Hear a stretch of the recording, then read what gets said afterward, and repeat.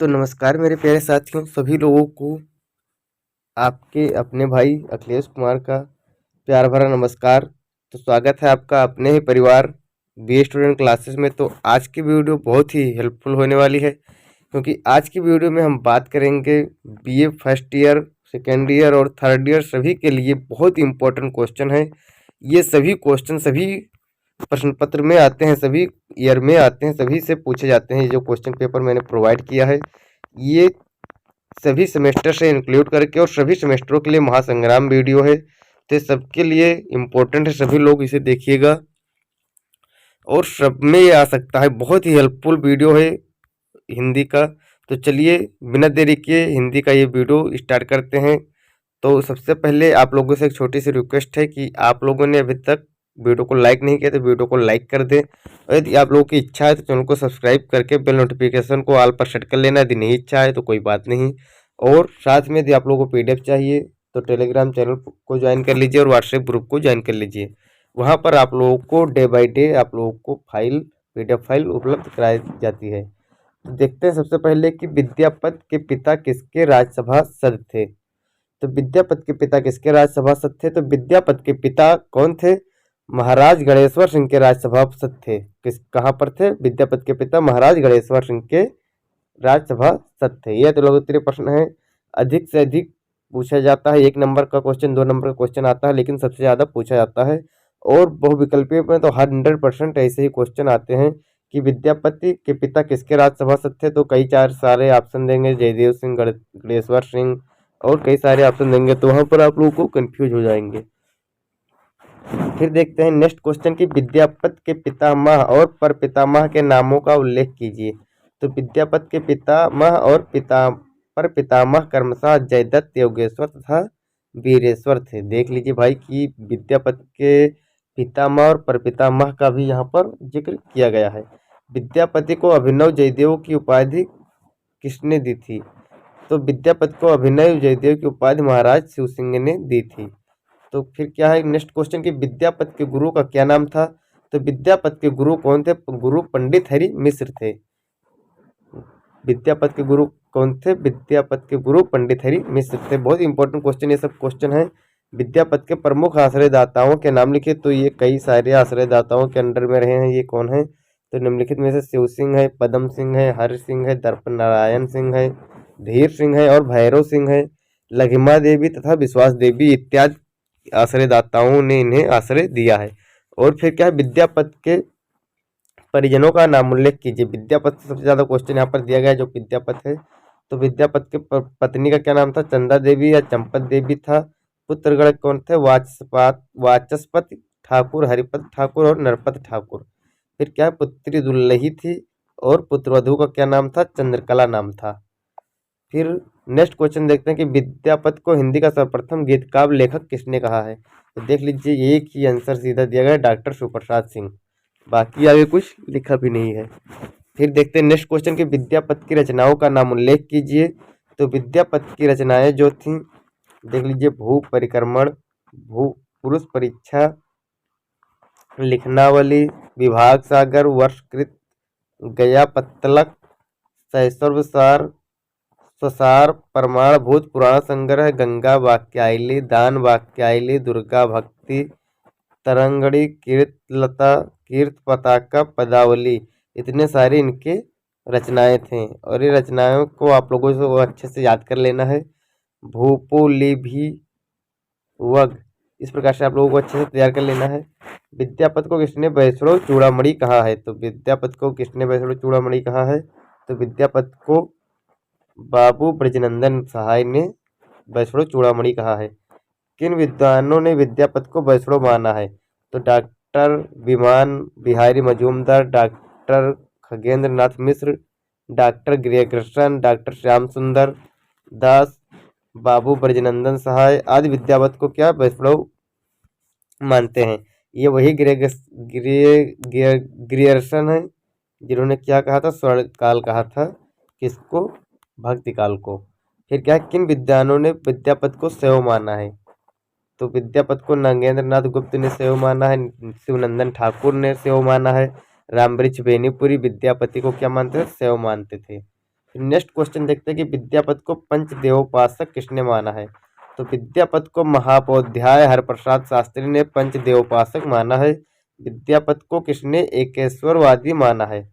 तो डॉक्टर जनार्दन मिश्र ने विद्यापति को एकेश्वरवादी माना है। बहुत इंपॉर्टेंट क्वेश्चन ये सब क्वेश्चंस हैं, आप लोग अच्छे से इसे तैयार कर लीजिएगा। बहुत इंपॉर्टेंट क्वेश्चन है, हर हाल में पूछे जाते हैं। और ये देख लीजिए, जो अभी कल क्वेश्चन पेपर मैंने सॉल्व कराया था उसमें था अमीर खुसरो का संक्षिप्त परिचय दीजिए। तो अमीर खुसरो का यहाँ पर आप लोगों को परिचय देना है। तो हिंदी के प्रथम कवि माने जाने वाले अमीर खुसरो का जन्म 1253 ईस्वी में आधुनिक उत्तर प्रदेश के जिला एटा के पटियाली नामक गांव में हुआ था। उनके पिता सैफुद्दीन मोहम्मद तुर्कों के कबीलों के सरदार थे तथा चंगेज खां से बचते हुए भारत में आकर बस गए थे। उनके गुरु का नाम निजामुद्दीन औलिया था, वह सूफी साधक थे। क्या नाम था इनके गुरु का? नाम निजामुद्दीन औलिया। इनके पिता का नाम सैफुद्दीन। इनका जन्म कब हुआ था? तो 1253 ईस्वी में हुआ था। आप लोग एक एक चीज सब चीज अच्छे से तैयार कर लेना। और बचपन में ही इनका पिता की मृत्यु हो जाने के कारण इनका अधिकांश बचपन अपने ननिहाल में ही बीता था। बचपन में ही खुसरो की शिक्षा प्रदान करने के उचित प्रयास किए गए। इन्होंने हिंदी के अतिरिक्त संस्कृत, अरबी, फारसी, तुर्की आदि भाषाओं का भी ज्ञान प्राप्त किया था। तो ये था अमीर खुसरो का संक्षिप्त परिचय। जन्म 1253, पिता का नाम सैफुद्दीन, गुरु का नाम निजामुद्दीन औलिया। तो इस प्रकार से इनके, और ये क्या था, सूफी साधक भी थे। और अमीर खुसरो द्वारा रचित ग्रंथों की संक्षिप्त विवेचना कीजिए। तो अमीर खुसरो की कोई हिंदी रचना अभी तक प्राप्त नहीं हुई है, फिर भी अनेक विद्वानों ने उपलब्ध तत्वों के आधार पर उनके हिंदी रचनाओं को 12 वर्गों में बांटा है। इनका संक्षिप्त परिचय इस प्रकार है। और सबसे पहले तो ये पहेलियां और मुकरियों के लिए प्रसिद्ध थे।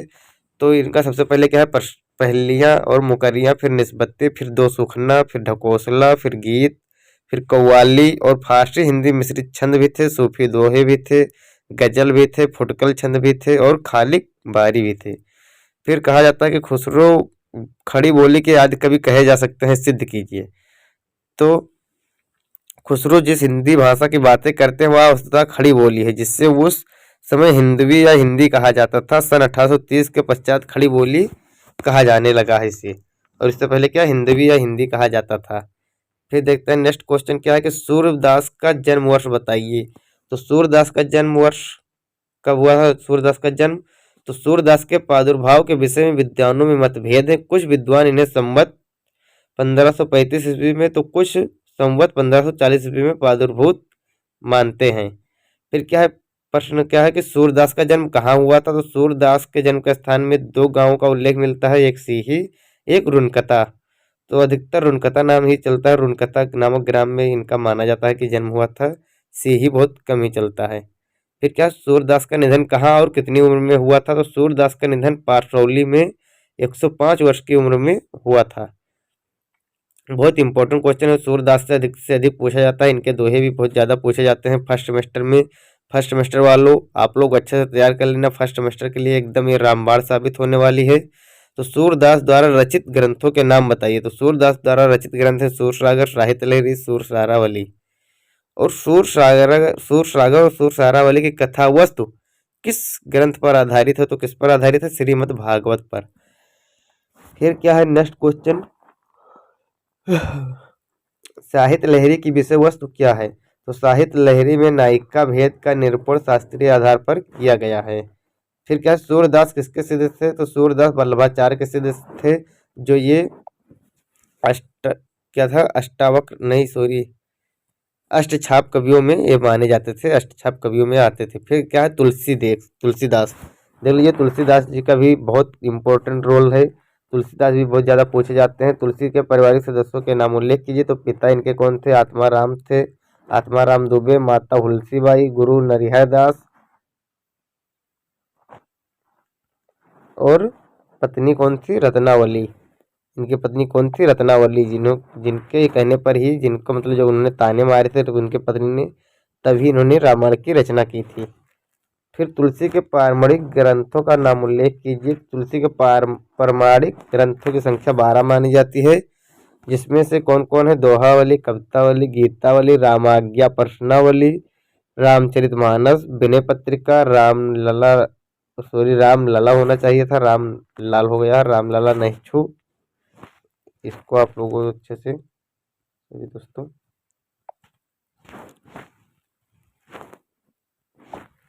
इसको रामलला कर लेना। इसको आप लोग क्या कर लेना, रामलला।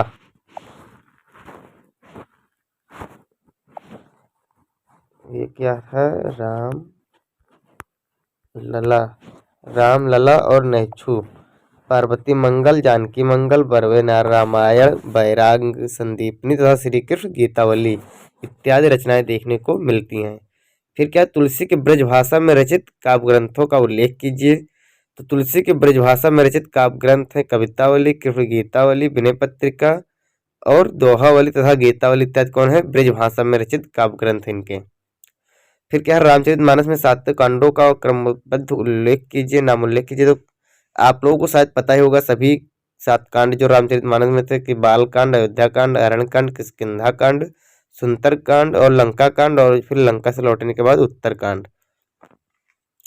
फिर क्या है, रामचरितमानस का रचना वर्ष बताइए। तो रामचरितमानस की रचना संवत 1631 यदि सन में देखा जाए तो 1574 ईस्वी में शुरू की गई। फिर क्या है, रेतकालीन किस कवि ने कवि तुलसी और गंग को सुकवियों का सरदार कहा है। तो किसने कहा है, भिखारी दास ने। कविता करके तुलसी ना लसे, कविता लसी पर तुलसी की कला, यह काव्य पंक्ति तुलसी की किस विषय में किस आधुनिक कवि ने कही है। तो अयोध्या सिंह उपाध्याय हरिऔध ने कही है। इनका भी बहुत ज़्यादा योगदान था काव्यगत विशेषताओं में। गोसाई चरित और तुलसी चरित नामक चरित काव्यों के रचयिताओं का नाम उल्लेख कीजिए। तो गोसाई चरित के रचयिता बेनी माधव दास तथा तुलसी चरित के रचयिता महात्मा रघुवर दास हैं। फिर क्या है, रामचरितमानस के प्रथम टीकाकार कौन है। तो रामचरितमानस के प्रथम टीकाकार बाबा रामचरण दास हैं। तो ये थे हमारे कुछ इंपॉर्टेंट क्वेश्चन शेष, जो इंपॉर्टेंट क्वेश्चन बचे हैं उसको हम नेक्स्ट वीडियो में प्रोवाइड करा दूंगा। वीडियो बहुत ज़्यादा लंबी हो जाएगी, इसीलिए आप लोगों से क्षमा चाहता हूँ और नेक्स्ट वीडियो में प्रोवाइड करूंगा। तो मिलते हैं नेक्स्ट वीडियो में, तब तक के लिए जय हिंद, जय भारत।